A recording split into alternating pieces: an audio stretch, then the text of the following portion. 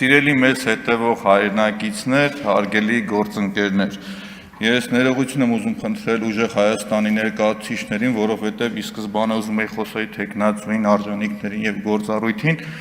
բայց Սերգեյ Բագրատյանը, Մարիա Կարապետյանը, Արման Եղյանն ու Էդուարդ Աղաջանյանը ստիպեցին մի փոքր փոխեի։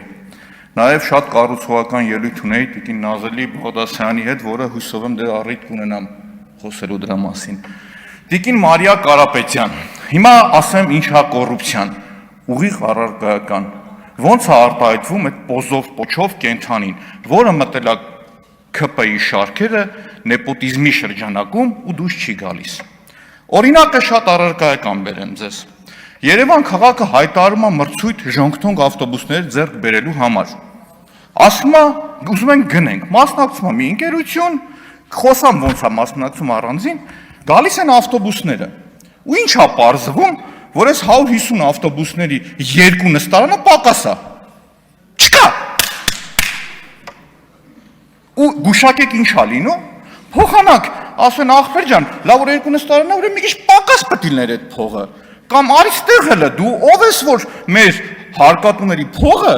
վերցրեք, կերել ես 2 նստարան պակաս ես արտադրել։ Նախ այդ ժոնգտոնգը չինականի ժոնգտոնգն է, ժոնգտոնգի չինականն է, իսկականը չէ, բայց դա մի կողմ, դա հետո կպատմեմ։ Ինչ է լինում։ Գնում է կառավարության չզեկուցող հարցերի հետ, ասում են ամեն ինչը թույն էր, օքեյ, նստվում է Երևան քաղաքի բյուջեին։ Կոռուպցիայի դրսևորում, դրա դիմաց պետք է մեկը դատվեր, ավել տված փողը հետ վերցներ։ Ոչ են ա եղել, ոչ են ա եղել։ Մեկ այլ ուրիշ օրինակ, տիկին Կարապետյան, ինչա կոռուպցիան։ Նախ կոռուպցիայի սահմանում չկա։ Ամեն կոռուպցիոն դրսևորին յուրովի է։ Ու այդ պոզով պոչով կենթանին մի սահմանում չի, մի նախադասությամբ չի։ Ամեն մեկը յուրովի արտահայտվում է։ Տեսեք, հիշում եք այն կոպեկները, որ 100 դրամանացուն մանեթնիկները առեքցում էին ավտոբուսների մեջ։ Հիշում եք, պարոն Աբրամյան։ Ուրեմն ինչ է լինում։ Երևանի քաղաքապետարանը որոշում է, որ դա առնի։ Պատահականությամբ, շատ պատահականությամբ այդ մանեթնիկները վաճառում է կառավարության աշխատակազմի ղեկավարի տեղակալ Զարայի ամուսին Օմնիկոմի Ռուբոն։ Վաճառումը լավ անում, ես խնդիր չեմ տեսնում, բայց այդ անտերի գինը շուկայում մտնում, նայես 35,000 դրամ է։ Ներողություն մի բան էլի։ Ես խնդրում եմ տարբեր մանավանդ պետական ծառայողների մասին, պաշտոնյաների մասին խոսելիս դիմենք անուն ազգային։ Հա, ես ներողություն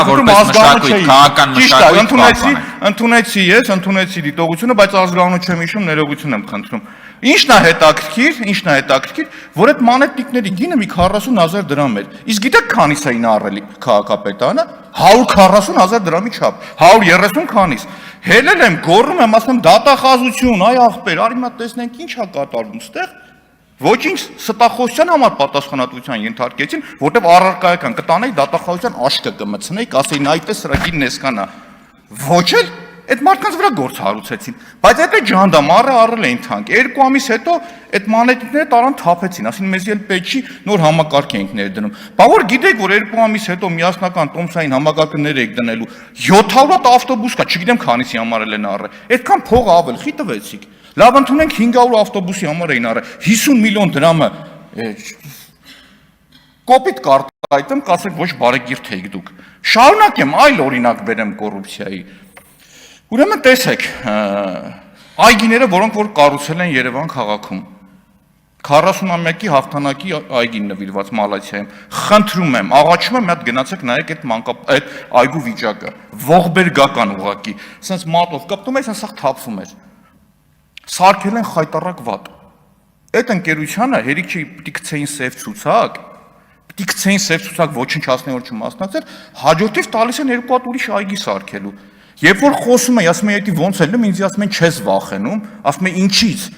ասում են ուժային կառույցներից մեկի զամի քրոջ տղունն է դա։ Այ քեզի բան, չեմ վախենում։ Ընդհանրապես չեմ վախենում ու խոսալու եմ ու ասեմ։ Ախպեր այդ մարդուն ինչ եք տվել։ Կարող է պայմանավորված էր պետական հովանավորչություն էր էսի։ Բայց պետական հովանավորությունը մի հատ ուրիշ ձև ցույց տամ, ասում եմ կոռուպցիան որն է։ Հա պատմեմ կոռուպցիան որն է ու առարկայական, ամեն ինչ համար է պատասխան եմ կրում։ Լիլիանարմ ընկերություն, որի ՍՊ-ի տնօրենը ձեր ցուցակի մարդն է։ Երևանի ավականին ընտրություններին։ Սարքում է Երևանյան լիճը, քրեական գործ են հարուցում, խայտառակ վիճակը, մի հատ խայտառակություն էլի։ Հետո սարքում է հայտնի 105 մանկապարտեզը, որ գնում բացահայտում եմ խայտառակությունը, փոխանակ բռնեն են մարդուն կախեն, քրեական գործին վրա են հարուցում, դատվում եմ, յոգուրտի գործով։ Այ քեզի բան գնացը կոռուպցիան բացահայտեք։ Բայց դա հեչ, հա, շարունակությունն ասեմ այդ ընկերությանը։ Փոխանակ այս երկու դեպքից հետո այս ընկերությանը ընդհանրապես ջնջեին, ոչնչացնեին։ Այս ընկերությանն արեք տեսեք, որ բանն են տալիս, էլեկտրական դեպոյի շինարարությունն են տալիս։ Թիվն է ճիշտ եմ հիշում մոտ 200 միլիոն, 2 միլիոն դոլարի չափ։ Այդ կռիվը տեղից սկսավ, ասի այս ընկերությունը, որ 2 հատ խայտարակ սարքել է, ո՞նց է երրորդը տալիս։ Գնացի բերեցի ցույց տվեցի, բռնին գործը հարուցեցին ին վրա։ Ասին ձենդ կդրի։ Շարունակեմ, ժողովուրդ, շարունակեմ։ Այդ կոռուպցիայի դրսևորումը շարունակական, երկարաժամկետ կան, բայց կան դրսևորումներ, որոնց հարցի ուղումը ուղիղ տալու եմ երկրի վարչապետին, որ հետաքրքիր է իր դիրքորոշումը հաջորդի։ Այդ շարքը անվերջ է ուղղակի։ Պարոն Բագրատյան, Տիկին Կարապետյանի մասին շատ խոսացի կներեք, էլի, որ ասում եք Ավետիսյան Արմենը սա Հայաստանում եք կպատմեր, չգիտեմ, պլաստմասեքով բանով, էլի, դուք լուրջ հանցագործության մասին հաղորդում եք։ Բա դրա համար ոչ մեկի նստած չի։ Կարող եմ ենթադրել, որ կարող Ավետիսյան Արմենից մի քիչ փող եք վերցրի, ասել եք գնա մանարի։ Ո՞նց հասկանամ, խետ մարդուն պատասխանատվության չեք ենթարկել։ Երկու տարբերակ կա, կամ ձեր ասածը իրականության հետ կապ չունի, կամ փողը վերցրի բաց եք թողել։ Բա եթե չէ, հանցագործությունը գիտեք, ուր է, շարունակեմ, տարիների վերջ միշտ ԿՊ-ականներն ասում էին պապկեք կա տամոժնիկներում։ Պապկեկը գալիս են, այդ պապկեկի տերերն ով է, ես շատ ուզում եմ իմանամ, պահանջում եմ հատիկ առատիկ անունը տվեք ու պատասխանատվության ենթարկեք։ Կարող է պարզի վերջում մեկն է ձեր ցուցակի, չգիտեմ, 122-ը չի 264-ն է օրինակի։ Չէ, դի ո՞նց է լինում։ Ես ուղղակի ուզում բռնեմ հասկանամ։ Հիմա գամ պարոն Եղոյանին, ժպիտը դեմքին։ Ուրեմն ձեզ օրինակը մի հատ էլ մասսայական ասեմ, էլի, այդ պարտք վերցնելու, լավ ու վատ կողմի ու եկամուտ ունենալու։ Տեսեք, պարոն Աղաջանյանը խնդրեմ մասնագիտական առումով վստահ եմ կկարողանա հանրամատչելի, եթե չկարողանամ ինքը օգնի ձեզ, էլի այդ հարցում։ Օրինակ զիգզագ ընկերությունը, ժողովուրդ։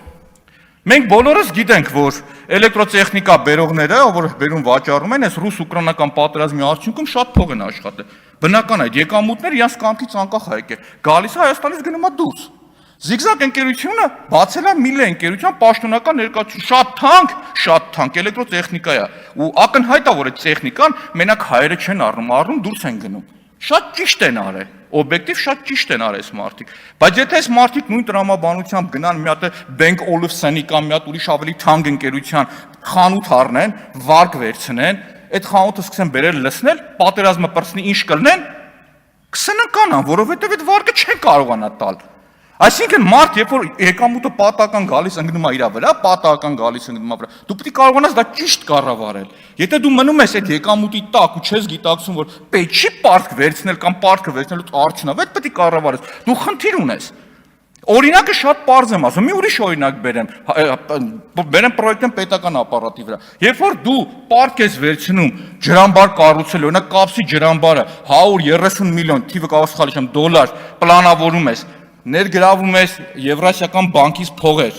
չես սարքում, խնդիր է լինում։ Դրա բեռը ով է քաշում, ժողովուրդն է քաշում։ Եվ վաղը մյուս օր, եթե այս պատերազմը պրծա, մուտքերը մեր չապահովեց, ես շատ ուրախ եմ, որ մեր երկրում լրացուցիչ մուտքեր է գեներանում, շատ ուրախ եմ, որ համախառն ներքին արդյունքի աճանը, որտեղ առաջի դրա շահառուն մեր քաղաքացին է լինում։ Իհարկե շատ լավ է, մենք պետք է ճկուն լինենք, կարողանանք ճիշտ կառավարել, ճիշտ բերել տեղը դնել այդ ամբողջը, բայց եթե մենք չենք կարողանում ռիսկերը long time, երկարաժամկետ ընթացքում կառավարել, դա խնդիր է ստեղծում, պարոն Եղոյան։ Եթե դու այսօր չես գիտակցում, որ կարող է վաղը պատերազմը պրծնի ու քո տնտեսությունը նոր մարտահրավերների առաջ կանգնի, դու խնդիր ունես այդտեղ։ Եթե դու այսօր մենակ հիմք ընդունում ես, այո, բոլոր այդ տնտեսագիտական, հա իմիջիալով պարոն Թունյանին է պետք է անդրադառնալ, պարոն Թունյան, երեք էլ ասեցի, շատ բաներ կա, ես է չեմ հասկանում։ Ու չեմ նեղվում։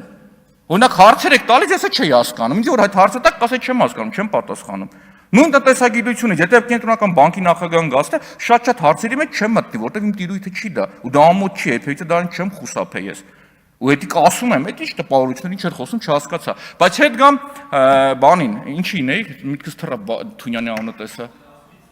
Հա, պետք է կարողանաս ճիշտ կառավարել։ Կա էֆեկտներ, որոնց կառավարիչը դուք չեք, պարոն Եղոյան։ Օրինակ Սևծովյան ճգնաժամը, ոչ մի ձևով դրա տերը դուք չեք։